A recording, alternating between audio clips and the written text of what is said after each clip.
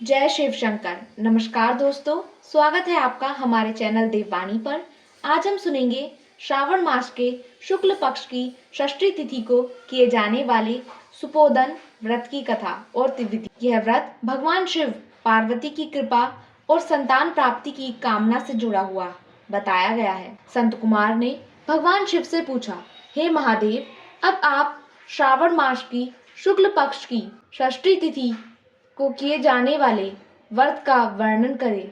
भगवान शिव बोले, हे मुने, श्रावण मास की शुक्ल पक्ष की षष्ठी तिथि को महामृत्युंजय भगवान शिव का सुपोदन नामक व्रत करना चाहिए। व्रत करने वाला व्यक्ति श्रद्धा और नियम पूर्वक भगवान शिव तथा माता पार्वती की पूजा करे। पूजा के बाद द्विज अर्थात ब्राह्मण की पूजा करके उन्हें भोजन कराए।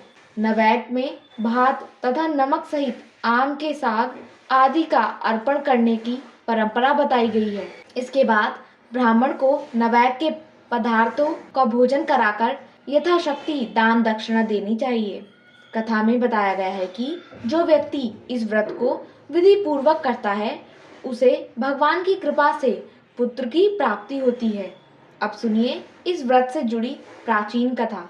एक समय एक राजा था, उसके कोई पुत्र नहीं था। पुत्र प्राप्ति की इच्छा से राजा बहुत चिंतित रहता था। उसने अनेक उपाय किए लेकिन उसकी इच्छा पूरी नहीं हुई। तब उसे व्रत और भगवान शिव की आराधना का मार्ग बताया गया। राजा ने श्रद्धा पूर्वक व्रत का संकल्प लिया और भगवान शिव तथा माता पार्वती की पूजा आरंभ की। व्रत के नियमों का पालन करते हुए उसने ब्राह्मणों को भोजन करवाया और दान दक्षिणा दी। भगवान शिव की कृपा से उसकी मनोकामना पूरी हुई और उसे पुत्र की प्राप्ति हुई। लेकिन कथा यहीं समाप्त नहीं होती। आगे चलकर उस परिवार को अनेक कठिन परिस्थितियों का सामना करना पड़ा।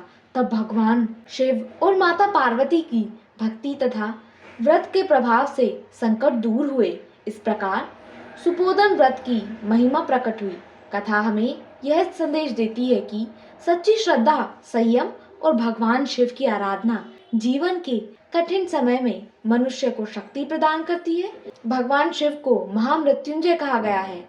उनकी आराधना भय और संकट को दूर करने वाली मानी गई है। इसी भावना से श्रावण मास में इस व्रत को श्रद्धा पूर्वक करने की परंपरा बताई गई है। व्रत करने वाले भक्त को अपनी सामर्थ्य के अनुसार पूजा, ब्राह्मण भोजन और दान करना चाहिए।